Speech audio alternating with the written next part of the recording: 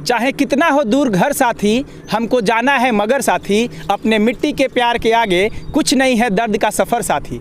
कुमार नयन की ये पंक्तियाँ इन युवाओं पे सटीक बैठती है जो महाराष्ट्र के भिवंडी से पैदल चल करके आज बक्सर पहुंचते हैं। 3 युवा मनीष, जितेंद्र और रामधीर कहते हैं कि हम लोग लॉकडाउन में महाराष्ट्र में फंस गए थे। शुरुआत में तो ऐसा लगा कि हम जी जाएंगे, हम बच जाएंगे, लेकिन धीरे धीरे हमारे पैसे ख़त्म हो गए, खाने को लाले पड़ने लगे। तब हमने फैसला किया कि हम घर जाएंगे। कई बार हिम्मत टूट रही थी, लेकिन जब घर वालों की याद आती थी, जब माँ बाप की याद आती थी, फिर हिम्मत जुटाया और निकल पड़े घर के लिए। निकले, हम लोग के पास पैसा नहीं है, कंपनी दे नहीं रहा है, तो हम लोग वहाँ काहे के लिए रहेंगे, भूखा मरेंगे।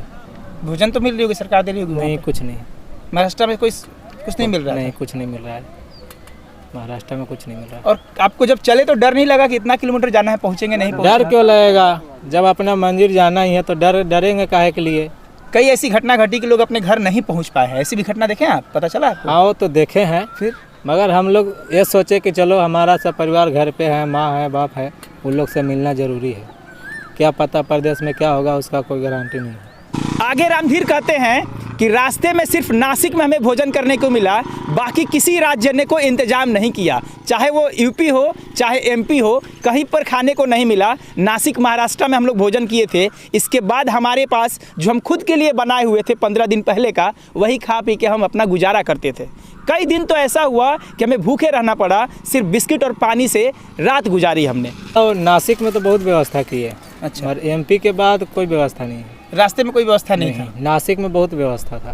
क्या था नासिक में? नासिक में जगह जगह पे पानी कोई दे रहा है, खाना दे रहा है, रोटी दे रहा है, सब्जी दे रहा है, उधर कोई कमी नहीं था। बाकी बीच में जो अपना लिए हैं बना खाया वो रखा था। 15-20 दिन से क्या रखे थे? वही जो जहाँ जहाँ दुकान खुला था उसमें से ले लेके बिस्कुट विस्कुट खाते थे। हाँ, बस।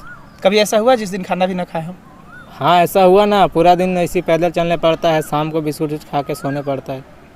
मतलब उस दिन भोजन नहीं खाया? नहीं, सिर्फ बिस्किट से काम चला? बस। बहुत बार ऐसा हुआ? हाँ, बहुत हो ही रहा है, चल नहीं रहा हूँ, वैसा ही करते चल रहा। साथ में चल रहे मनीष का कहना है कि जब हम वहाँ से निकले और इतने दिनों तक पैदल चले तो हमारे पैर सूज गए थे। कई बार तो मन टूट गया, हिम्मत हार गए, लगा कि घर नहीं जाएंगे, लेकिन सामने घर दिखाई दे रहा था और किसी भी तरह से हमें जाना ही था। फिर हमने तय किया कि हम जाएंगे। लगभग 1600 किलोमीटर चल करके हम लोग बलिया पहुँचे, जहाँ पे हमारे रिश्तेदार रहते हैं, और रिश्तेदारों ने हमें 2 साइकिल खरीद के दी और तब बलिया से हम औरंगाबाद, जो कि बिहार के लिए है, हम निकल पड़े। और अब की आगे की यात्रा हम साइकिल से कर रहे हैं। पैदल आए थे तो पैर सब फूल गया, क्या करें।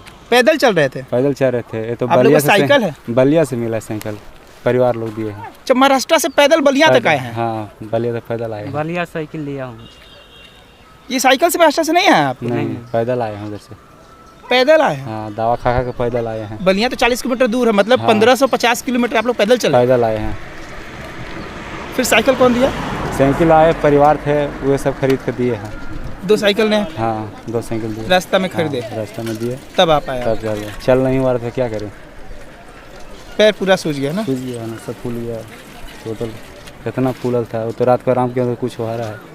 अब इन्हें आगे 125 किलोमीटर जाना है। अभी फ़िलहाल ये बक्सर में है और बक्सर में इनका जांच हुआ। इससे पहले भी इनके जांच किया गया था और जब ये बिहार आए थे तो इन्हें उम्मीद था कि बिहार की सरकार हमारे लिए कोई इंतज़ाम की होगी, हमारे लिए बस या जाने की कोई व्यवस्था की होगी। लेकिन जैसे ये बक्सर से निकले, ये नाउम्मीद ये था कि जिस तरीके से हम 1600 किलोमीटर पैदल चल सकते हैं तो 125 किलोमीटर साइकिल से तो चले ही जाएंगे। इसी उम्मीद के साथ ये तीनों युवा निकल पड़े। लेकिन सरकार जो बार बार कह रही है कि हम मजदूरों को लाने के लिए व्यवस्था कर रहे हैं, आप देख सकते हैं ये युवा उसके गवाह हैं जो पैदल यात्रा कर रहे हैं, आगे की यात्रा साइकिल से कर रहे हैं, लेकिन सरकार की तरफ से कोई इंतजामात नहीं है।